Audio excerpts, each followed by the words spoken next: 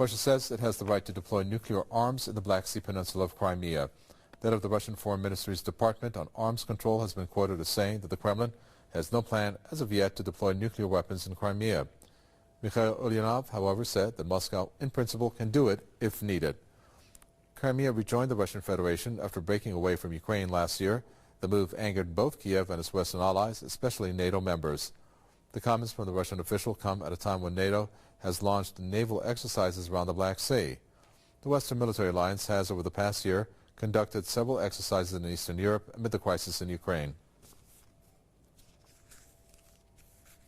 James Detross, the former U.S. Senate foreign policy analyst who joins us from Washington. James Detross, a lot of to do about nothing here because nothing has happened yet. But what do you think, is this something that Russia is seriously contemplating? I don't know if they're actually contemplating it, but the statement itself is significant. I think there are two aspects we need to keep in mind. One, obviously, is the status of Crimea itself. The Russians are saying quite emphatically, Crimea is now part of the Russian Federation, end of discussion, period, and it's completely sovereign Russian territory. They can do whatever they want there. Obviously, Kiev and the Western governments do not accept this. The other one is, I think the statement itself is a response to some of the provocative moves NATO has been making with maneuvers in the Baltic states, with naval maneuvers in the Black Sea. We just have news today that the United States is going to provide Humvees and drones to the Ukrainian forces. I think this is all designed to undermine the Minsk agreement. And I think by making this statement, the Russians are saying, don't mess with us. Я думаю, что такое apocalyptic scenario. I believe that such an apocalyptic scenario is hardly possible, and I hope that it will never come to this. The war in Ukraine continues despite the Minsk ceasefire agreement, because it is rooted deeply in ideological, geostrategic, and domestic political goals of Vladimir Putin. Russia has violated two ceasefire agreements. It continues to send troops, arms, and heavy equipment into Ukraine in support of its proxies, the so-called separatists. And Russia will continue this war until it achieves all of its goals there, or until Vladimir Putin finds domestic political costs too high and will be forced to scale down and to compromise. So what is Putin seeking to achieve in Ukraine and why?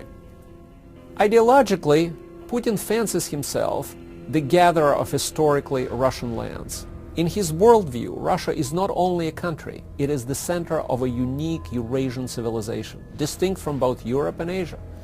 Policies like the Russian world and the Eurasian Union seek to fulfill this ideal. Not a new Soviet Union, but a Russia militarily, politically, and economically dominant over much of Eurasia with a veto power over the neighboring countries' foreign policies and domestic political arrangements as well.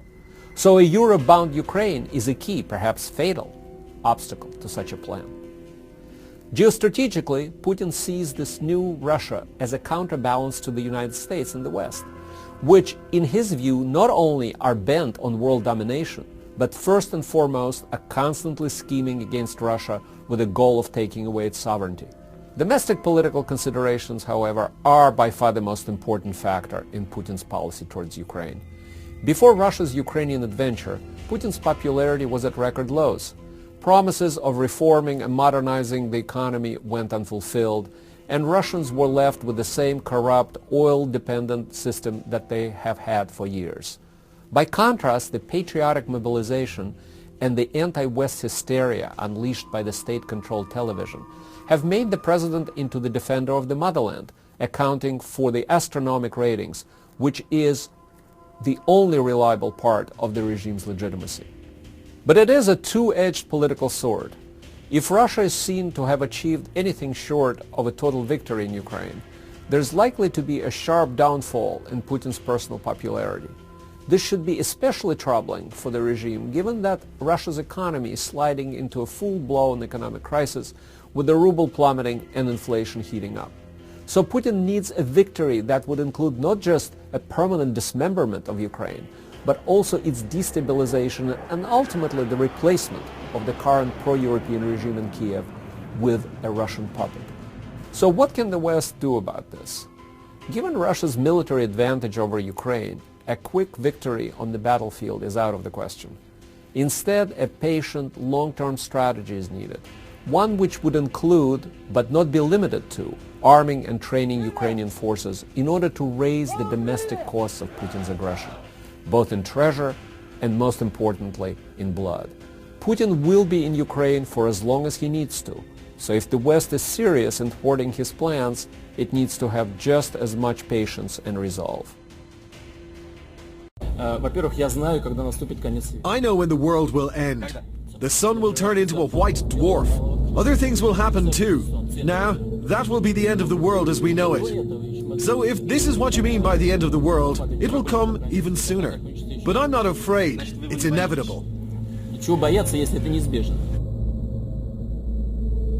And the word of the Lord came unto me, saying, Son of man, set thy face against Gog, the land of Magog, the chief prince of Meshech and Tubal, and prophesy against him, and say, Thus saith the Lord God, Behold, I am against thee, O Gog, the chief prince of Meshech and Tubal, and I will turn thee back, and put hooks into thy jaws, and I will bring thee forth, and all thine army, horses and horsemen, all of them clothed with all sorts of armor, even a great company with bucklers and shields, all of them handling swords.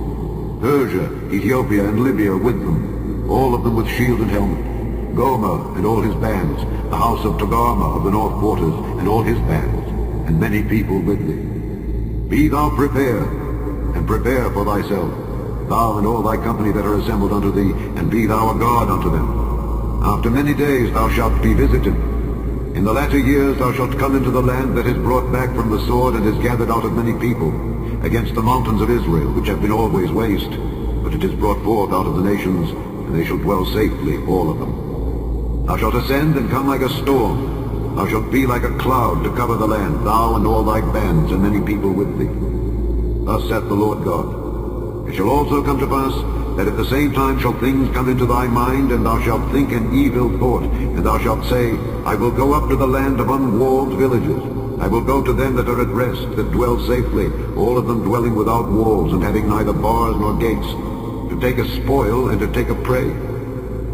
Turn thine hand upon the desolate places that are now inhabited, and upon the people that are gathered out of the nations, which have gotten cattle and goods, that dwell in the midst of the land. Sheba and Dedan, and the merchants of Tarshish with all the young lions thereof, shall say unto thee, Art thou come to take a spoil? Hast thou gathered thy company to take a prey, to carry away silver and gold, to take away cattle and goods, to take a great spoil?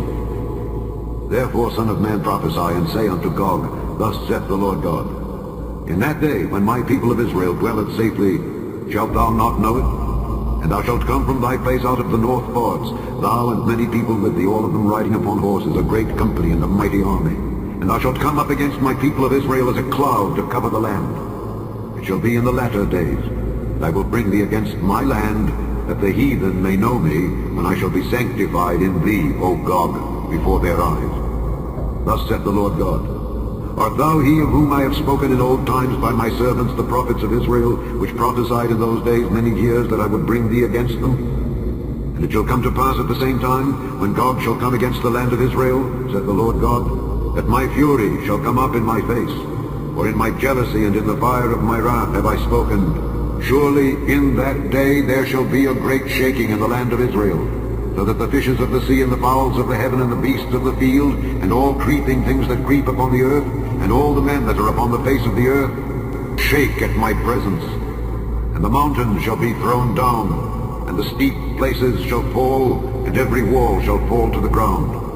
And I will call for a sword against him throughout all my mountains, saith the Lord God. Every man's sword shall be against his brother, and I will plead against him with pestilence and with blood. And I will rain upon him and upon his bands and upon the many people that are with him, an overflowing rain, and great hailstones, fire and brimstone. Thus will I magnify myself and sanctify myself, and I will be known in the eyes of many nations, and they shall know that I am the Lord.